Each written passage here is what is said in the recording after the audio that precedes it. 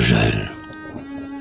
Sous le fuligineux étain d'un ciel d'hiver, le froid gère sur le sol des plaines assoupies. La neige adhère aux flancs râpés de talus verts, et par les védantiers grains se dévolent des pies. Avec leurs fins rameaux en serre de harpies, ces noirs taillis méchants s'acharnent à griffer. Un tas de feuilles d'or pourrées sans charpie, s'imagine entendre au loin casser du fer. C'est l'infini du gel cruel.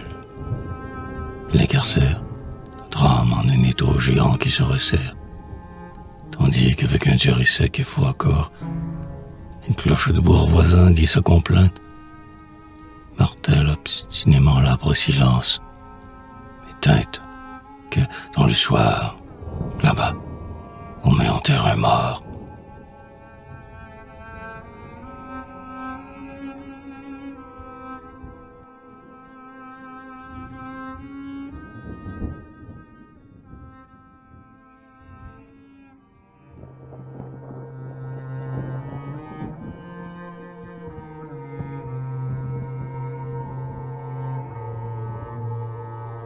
Les brumes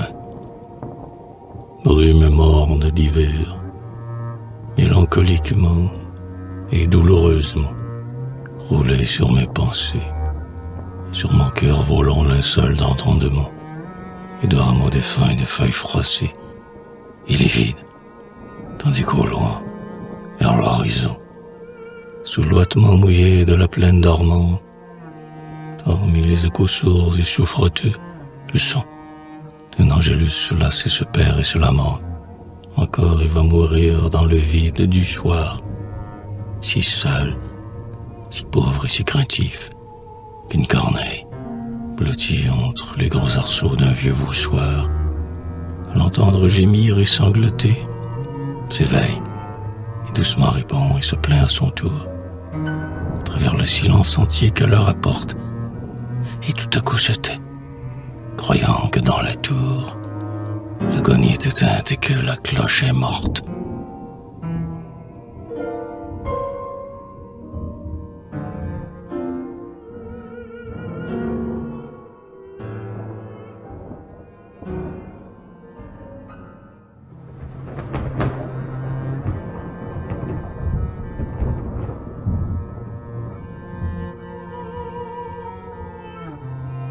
Sur la côte, un vent rude soufflait par les azurs cendrés, quand du côté de l'aube, ouverte à l'avalanche, l'horizon s'ébranla dans une charge blanche et dans un galop fou de nuages cabrés. Le jour entier, jour clair, jour sans pluie et sans brume, les crins sautant, les flancs dorés, la croupe en feu, ils ruèrent leur course à travers les terres bleues, dans un envolement d'argent pâle et d'écume.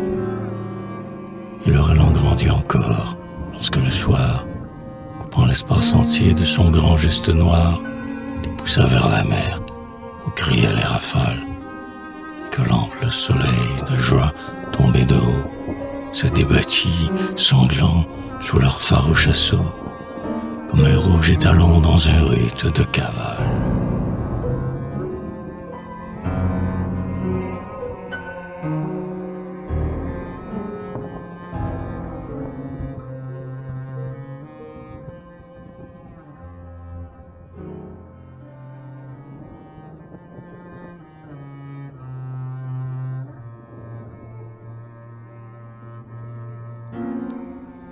Les corneilles, le plumage lustré de satin et de moire, les corneilles, oiseaux placides et dolents, parmi les champs d'hiver que la neige a fait blanc, apparaissent ainsi que des floraisons noires.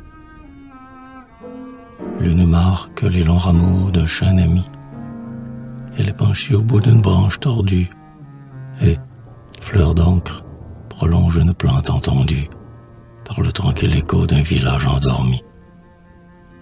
Une autre est là, plus loin, pleurarde et solitaire, sur un tertre massa débat comme un tombeau, et longuement se rêve en secouant un rongé d'eau, fleur tombale d'un mort qui dormirait sous terre. Une autre encore, les yeux fixes et vigilants, hiératiquement, sur un pignon placé, reste à l'écart et meurt, vieille et paralysée. Plante hiéroglyphique en fleurs depuis 1000 ans.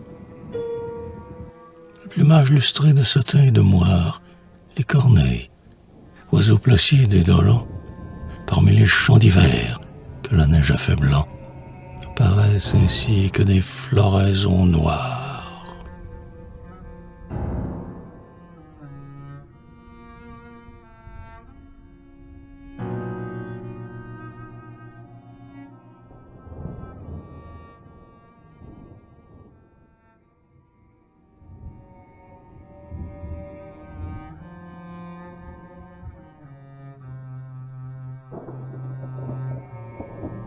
Vaguement, voir une fleur là-bas, fragile et nonchalante, en cadence dormir au bout d'un rameau clair, en cadence, le soir, fragile et nonchalante, dormir. Et tout à coup voir luire au clair de l'air, luire comme une pierre, un insecte qui danse, instant de nacre en fuite au long d'un rayon d'or, et voir à l'horizon un navire qui danse, sur des ancres et qui s'enfle et tente l'essor. Un navire lointain vers les grèves lointaines, et les îles et les havres et les départs et les adieux. Et puis, ces choses lointaines, ces choses du soir confiées les hasards, craindre si la fleur tombe ou si l'insecte passe, ou s'il part le navire à travers l'an, là-bas, vers la tempête et vers l'écume et vers l'espace, danser parmi la houle énorme au son des glas. Ton souvenir et le mêler à ses présages, à ce navire, à cet insecte, à cette fleur, ton souvenir qui plane, ainsi que des nuages au couchant d'ombre et d'or de ma douleur.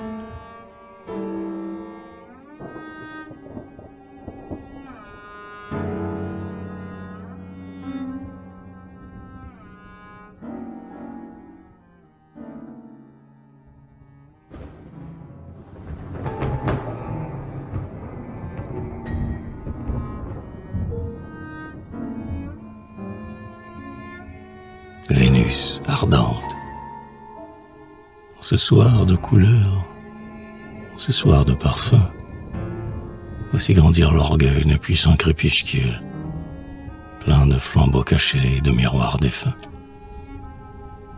Un chêne avec colère à l'horizon s'accule et, foudroyé, redresse encore ses poings au ciel. Le cadavre du jour flotte sur les pâtures, et parmi le couchon éclaboussé de fiel, plein de noirs corbeaux dans l'or des pourritures. Le cerveau, certes morne et lassé, soudain, s'éveille en ces heures de fastueux silence et ressonge son rêve infiniment lointain où la vie allumait sa rouge violence et, comme un grand brasier, brûlait la volonté. Le désir jappant et la ferveur torride ressuscite le cœur mollassement dompté. Et voici couronnée Vénus fauve et splendide, guerrière encore, comme au siècle païens éclairs, qui l'adoraient en des fêtes tumultueuses, tandis qu'elle dressait, comme un pavois, ses chairs, pâles, le cou dardé, les narines fougueuses.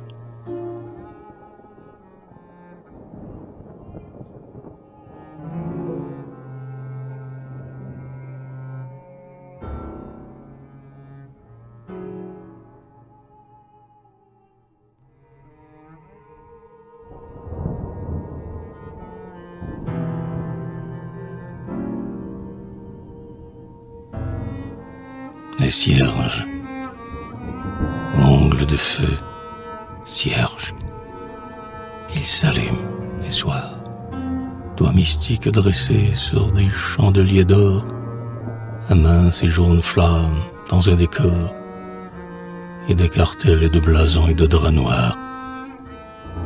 Ils s'allument dans le silence et les ténèbres, avec le gris et le brave méchant de leur cire. et se moquent. Et l'on croirait entendre rire les prières autour des estrades funèbres. Les morts, ils sont couchés très longs dans leur remords, et leur linceul très pâle et les deux pieds dressés, en pointe et les regards en l'air étaient passés, et repartis chercher ailleurs les autres morts. Chercher, et les cierges les conduisent. Les cierges, pour les charmer, leur illuminer la route, et leur souffler la peur et leur souffler le doute, au carrefour multiplié des chemins vierges.